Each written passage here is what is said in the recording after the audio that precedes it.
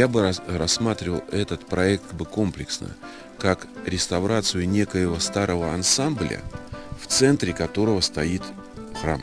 То есть вот это нужно обязательно. Не об одном храме речь. Здесь по всей территории, там 50 метров туда, 70 в ту сторону, находки будут. Они будут удивительные, их будет много.